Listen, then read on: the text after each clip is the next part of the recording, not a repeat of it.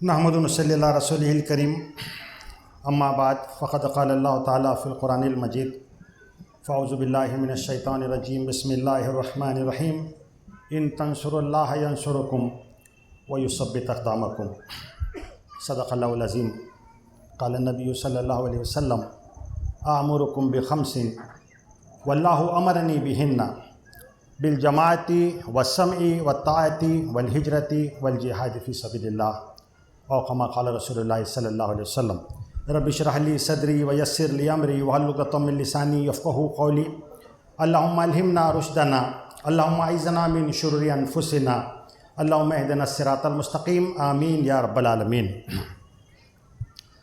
Stage پر تشریف فرما محترم کے سہیل صاحب، تمام ہی عمرائے مقامی، ہمارے سیکرٹری صاحب، عیسائیوں کے ذمہ داران، اور میرے سامنے موجود میرے مربیان، جماعت اسلامی کے ذمہ داران اور محترم بزرگوں، نوجوان دوستوں، السلام علیکم ورحمۃ اللہ وبرکاتہ۔ یہ اللہ رب العزت کا شکر احسان ہے کہ ایک لمبے عرصے کے بعد اللہ تعالیٰ نے ہم کو یہ موقع عنایت فرمایا کہ ہم پھر ایک بار جمع ہوں اور کچھ ایک عزم تازہ کریں، اور اس لحاظ سے نحن انصار کونوا انصار من انصاری اللہ کی جو صدا ہے، اس کے جواب میں نحن انصار اللہ کی صدا یہ بلند کی گئی پورے مہاراشٹر میں، اور یہ مہم اسی لحاظ سے ہے کہ ہم سب مل کر کے اللہ کے مددگار بن جائیں، اور اس میں بنیادی طور پر اجتماعیت کا وہ جو سبق جو ہم شاید بھول رہے تھے اس کو پھر سے تازہ کیا جائے۔ یہ درمیان میں سال، 1.5 سال، 2 سال ایک پینڈیمک کی ایک وبا چلی، اس میں کہا گیا کہ صاحب ڈسٹنسنگ، دور رہو، اکیلے رہو، جہاں تک کہ ڈاکٹر حضرات کے جو مشورے ہیں جو ضروری ہیں وہ تو اسلامی تعلیمات کا حصہ ہے کہ جہاں جب ضرورت ہے، جب پینڈیمک کی وبا ہے تو ہم اس کو پوری طریقے سے اس کا پالن کریں، لیکن ہمارے پاس ایسا ہوا کہ کچھ زیادہ اوور احتیاطی بھی ہو گئی، اور کچھ لوگ نے کہا کہ ٹوٹل آئسولیشن کا شکار ہو گئے اور بالکل اپنے اپنے گھروں میں قید ہو گئے، نہیں صاحب کیا معلوم کیا ہو جاتا۔ تو یہ زیادہ یعنی اوور بھی کوئی چیز نہیں ہے، جتنا احتیاط ہے اس کے حد تک صحیح ہے۔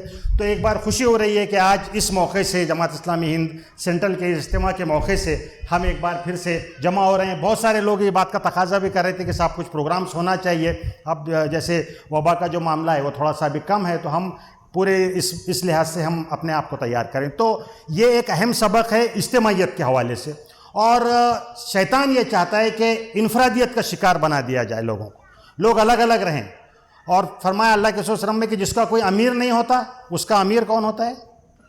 شیطان ہوتا ہے، آپ جانتے ہیں۔ تو یہ جو کوشش ہے یہ تو شیطان کی ایک انفرادی حیثیت ہے، لیکن اجتماعی جو کوشش تھی جس کے طرف محترم کے سہیل صاحب نے آپ کی توجہ دلائی، اور بہت اہم باتیں انہوں نے آپ کے سامنے رکھی کہ یہ جو اجتماعی طور پر یہ جو پوری کوششیں ہیں، چاہے وہ نیشنلزم کے حوالے سے ہونے دیجئے، وار آن ٹیرر کے حوالے سے ہونے دیجئے، یہ پورے ایک پروپیگنڈا جو اسلام کے خلاف ہو رہا ہے اس حوالے سے ہونے دیجئے، ہے نا، یا جو ہے تو انسانوں کو ہیکنگ کرنے کے حوالے سے ہونے دیجئے، ان تمام کے اوپر اگر اس کا کوئی جواب اور اس کا کوئی سولوشن اگر کسی کے پاس ہے تو وہ آپ کے پاس ہے، اور ظاہر ہے کہ آپ کے پاس جو سولوشن ہے وہ اسی لحاظ سے ہے کہ آپ انفرادی طور پر اس کا مقابلہ نہیں کر سکتے، بلکہ من حیث الامہ، ایک با مقصد افراد کا گروہ، امت کہتے ہیں با مقصد افراد کے گروہ کو، اور آپ حضرات جمع ہو، اس کے بعد آپ کی ایک لیڈرشپ ہو، ہائیلی ٹیلنٹڈ لیڈرشپ۔ یہ تو آپ صرف سیمپلز دیکھ رہے ہیں جو یہاں پہ دیکھ رہے ہیں، آپ نے سہیل صاحب کی تقریر سنی، ماشاءاللہ سے ایسے افراد ہمارے کہ جو مل جل کر کے بیٹھیں اور امت کے لیے، انسانیت کے لیے کیا لاہے عمل ہو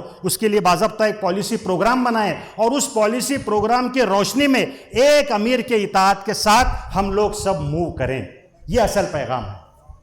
اس میں ظاہر ہے کہ کچھ رکاوٹیں ہیں، بیریئرز ہیں، رکاوٹ انسان کو لگتا ہے کہ بھئی میں کیوں سنوں؟ آپ نے فرمایا تھا کہ تم میں سے اگر تمہارے اوپر اگر کوئی چپٹا، نکتا، حبشی بھی اگر امیر بنا دیا جائے تو اس کی اطاعت کرو، کیوں؟ یہ بہت امپورٹنٹ ہے، یہ ڈسپلن ہی اسی وقت قائم ہوگا جب ایک امیر کی اطاعت میں آپ چلیں گے۔ فرمایا کہ اطیعوا اللہ واطیعوا الرسول واولی الامر منکم، تو اللہ کی اطاعت کرو، اللہ کے رسول کی اطاعت کرو، اور جو تم میں سے صاحب امر ہو ان کی اطاعت کرو۔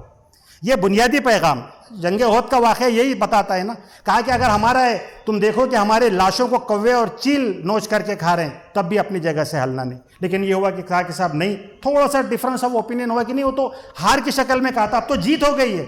تو جو لوکل کمانڈر تھے، مقامی امیر لوکل کمانڈر، اس کی بات نہیں مانی گئی، تو اس کا یہ نتیجہ بتایا گیا کہ جو جیت تھی وہ تقریباً ہار میں کنورٹ ہو گئی، 70 صحابہ شہید ہوئے۔ تو بات آپ سے جو عرض کرنا ہے کہ یہ جو اجتماعیت کا یہ جو کنسپٹ اور یہ جو پیغام ہے، اس پیغام کو ہم سمجھیں۔ ہمارے آفاق الرحمان صاحب نے بالکل شروع میں آپ کے سامنے عدل کے تقاضوں کے تحت بات رکھی اور یہ بتایا کہ صاحب یہ جو دین ہے، یہ دین صرف عبادات کا مجموعہ نہیں ہے، بلکہ یہ دین معاملات بھی ہے، معاشرت بھی ہے، معیشت بھی ہے، سیاست بھی ہے، اور دین کے مختلف گوشے میں اس لحاظ سے اپنی کوششوں کو ہم کریں کہ اس کے اچھے سے نتائج ہم کو ملیں، اور اس لحاظ سے ہم سب کو اس طرف توجہ ہونا چاہیے کہ اللہ کے سرزمین پر اللہ کے دین کی اقامت یہ ہمارا نصب العین بنے، یہ ہمارا نصب العین بنے۔ یہ قرآن مجید اس لیے نہیں آیا کہ آپ صرف اس کی تلاوت کریں اور اس کو جو ہے تو بڑے اس کے حد تک پڑھیں، اس کی ساری اہمیت ہے، وہ تو اللہ کا کلام ہے، اس لحاظ سے اس کو دیکھنا بھی عبادت، اس کی تلاوت بھی عبادت، لیکن اصل مقصد کیا ہے؟ اصل مقصد اس کو سمجھنا اور اس سے آگے اس پہ عمل کرنا، یہ اصل میں اقامت دین۔ اقامت دین یعنی لوگ سمجھتے ہیں کہ کوئی مار دھاڑ اور اس طرح کی بات ہے، جو ہمارے اس میں اس کی جو تشریعی دستور میں کہا کہ ہم دین کی مخلصانہ پیروی کریں۔ مخلصانہ پیروی اس کا آغاز ہوگا میری ذات سے، اور پھر جس طرف توجہ دلائی گئی میری اپنی ذات، میرے اپنا گھر، میں جہاں پر رہتا ہوں وہاں، اور دھیرے دھیرے اس بات کی کوشش کی جائے گی کہ نیشنل لیول سے لے کر گلوبل لیول تک اس کو قائم کیا جائے۔ اس جدوجہد میں منظم ہو کر ہم سب مل کر کے کام کریں، یہ پیغام ہے آج کے اس اجتماع کا۔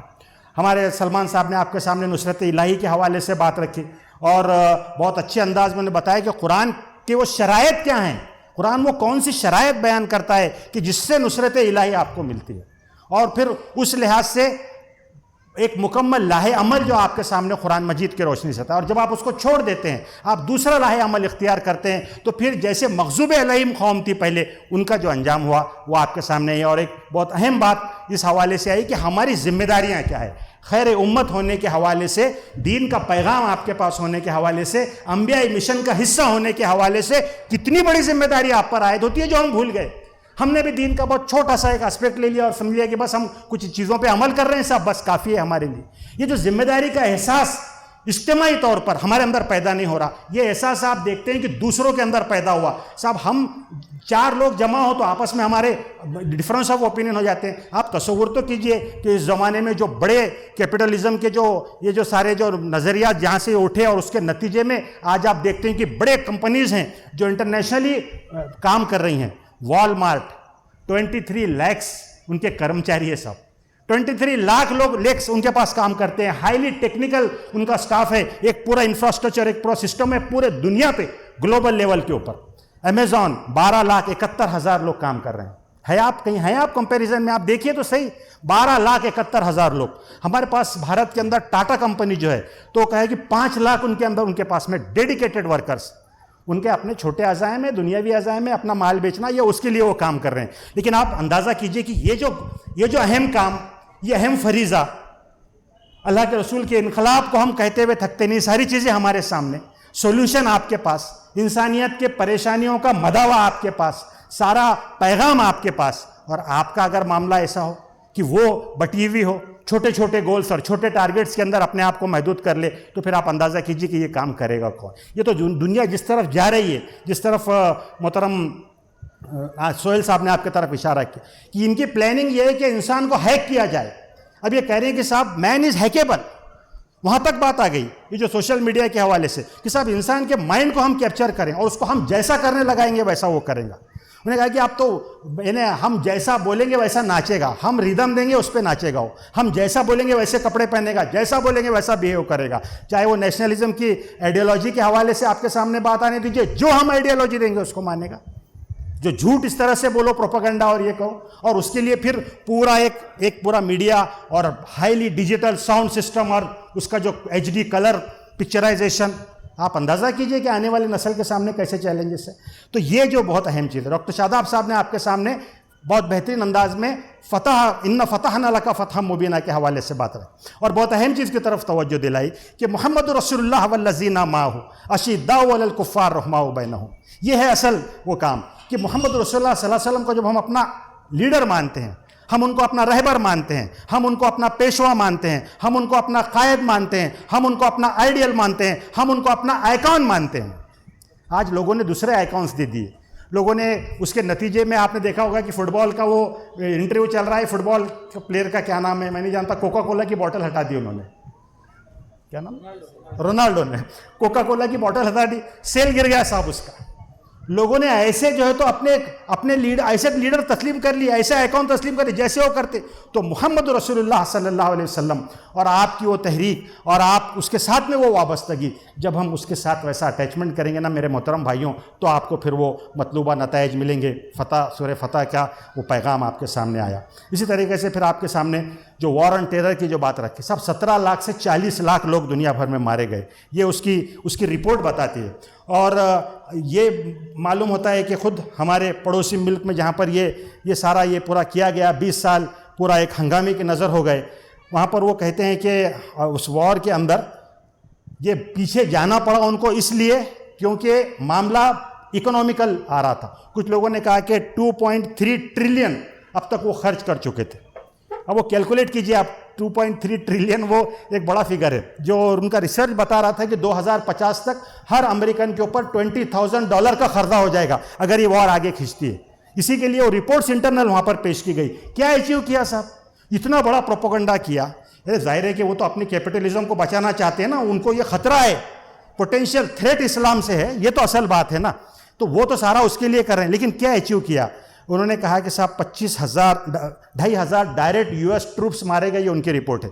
اس کے ساتھ میں جو دوسرے لوگ تھے وہ تقریباً 5,000 کا ان کا فگر ہے.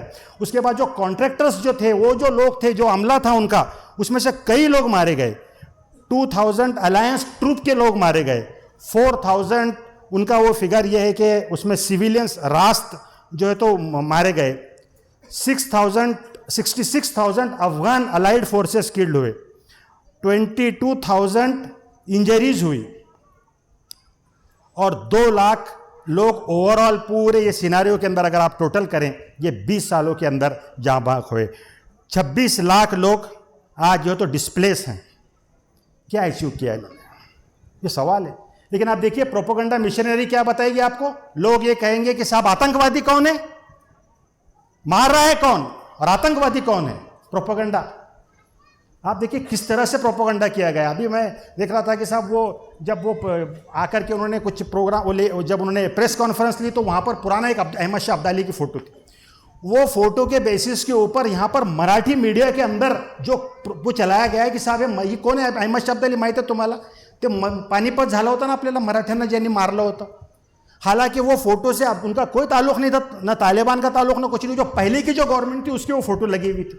मैं आपसे बात अर्ज कर रहा हूँ वो सही है या गलत है हम उसमें नहीं पढ़ रहे. मैं आपसे अर्ज कर रहा हूँ कि ये किस तरह से होता है. और इतने तेजी से मराठी लोगों के जहन चेंज कर दिए गए. उन्होंने कहा कि ते शेंडी असो किंवा ती टोप पगडी असो हे दोघं एकच आहेत. یہ جو کام جو ہو رہا ہے یہ بہت غیر معمولی کام ہے. پروپیگنڈا یہ بتا رہا ہے کہ صاحب ماریں گے آپ کو 40 لاکھ لوگ. یہ رپورٹ ہے انٹرنیشنل لیول پر. مسلمانوں کا قتل عام پورا شام سے لے کر کے پورا سب ختم کر دیا گیا. لیکن ٹیررسٹ کون ہے؟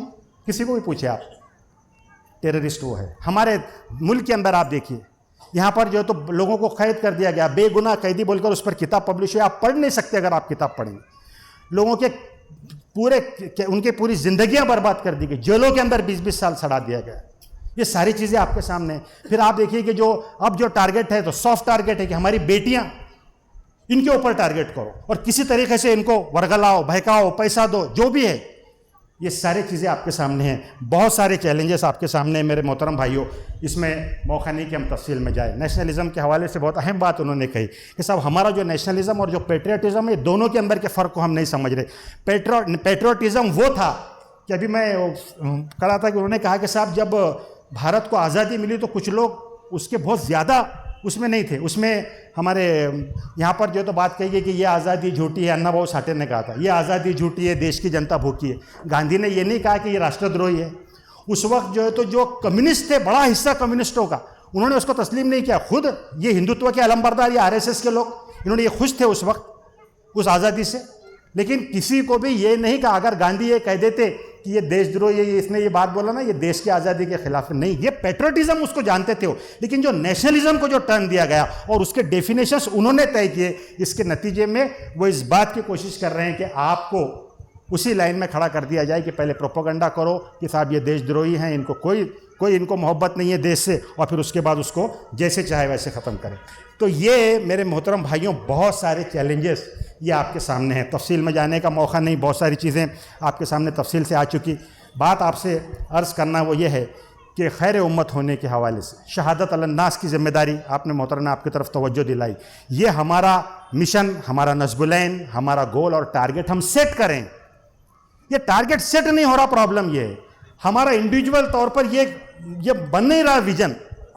ہم نے ابراہیم علیہ السلام کی ویژن کی بات کی، میرا ویژن میں کیا کرنا چاہتا ہوں، میں کیسے جو ہے تو اس کی ٹیکل کروں، میں اپنے آپ کو کیسے لگاؤں اس میں۔ ہر فرد ہے ملت کے مقدر کا ستارہ، ایک ایک فرد کو۔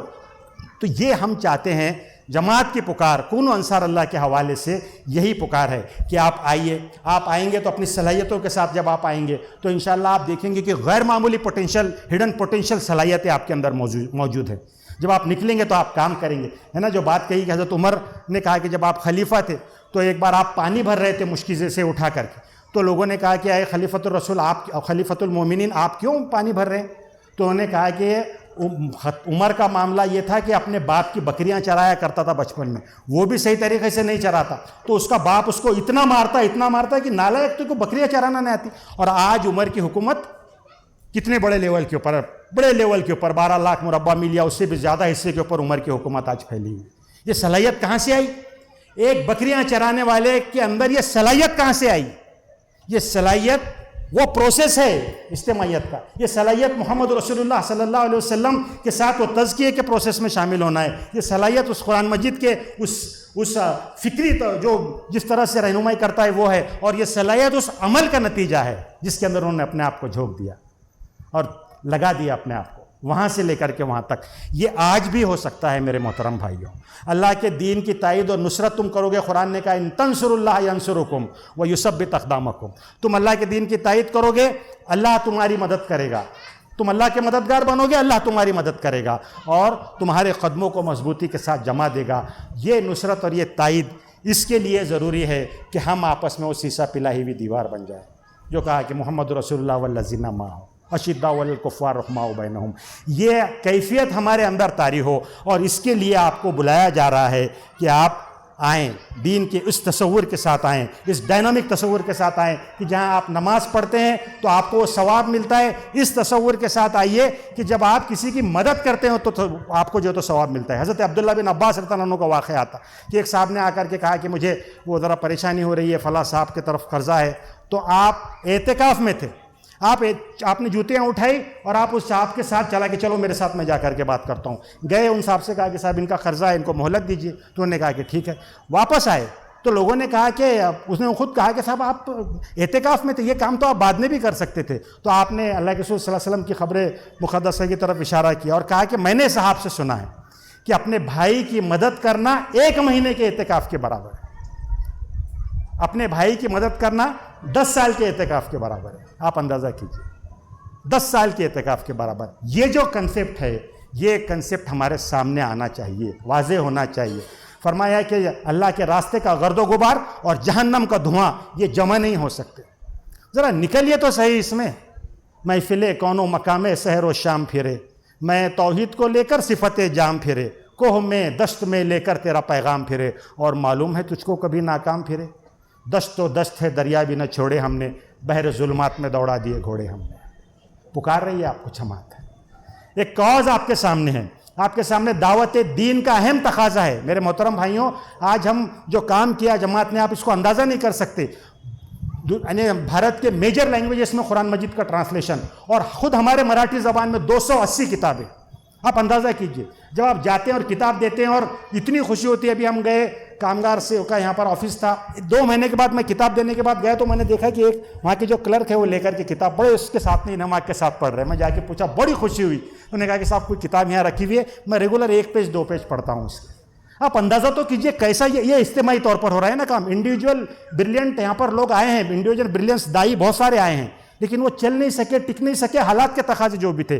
ایک اجتماعیت کے ساتھ جب آپ مل کے کام کرتے ہیں، دعوت دین کے بڑے مواقع، عطا محمد صاحب یہاں پر موجود ہے، ایسے لوگ کہ جنہوں نے اپنی زندگیاں لگا دی اس کاز کے لیے، مراٹھی زبان میں، اس میں ساری چیزیں ہم نے سیکھا صاحب سب انہی لوگوں کے ساتھ میں رہ کر۔ تو یہ جو مواقع ہیں، میں تو بات نہیں کر سکتا تھا میں آپ سے عرض کروں، لیکن بس دھن کے نہیں، دعوت دین تو میں دوں گا، مراٹھی زبان میں تو میں بات کروں گا، بس ایک دھن. تو یہ کاز آپ کو ملے گا جب ایسے لوگ مربی آپ کے ساتھ ہوں گے، آپ کا تزکیہ ہوگا، آپ کو تربیت ہوگی، آپ کچھ غلطی کریں گے تو آپ کو روکیں گے بھی، ٹوکیں گے بھی، محبت کے ساتھ ڈانٹیں گے بھی، یہ تمام چیزیں ہوگی. تھوڑا سا اس میں ضرورت اس بات کی ہے کہ ہم آئیں، اس میں جو 2-3 رکاوٹیں ہیں وہ میں آپ کے سامنے رکھ کر کے اپنی بات کو ہم سمیٹ لیں. رکاوٹیں سب سے پہلی، اس انسان کو لگتا ہے کہ صاحب میرا رزق کا کیا ہوگا، یہ کیا کام کر رہے تم، اپنا کیریئر، اب ڈاکٹر صاحب یہاں پہ موجود ہے، اپنا دواخانہ چھوڑ کے.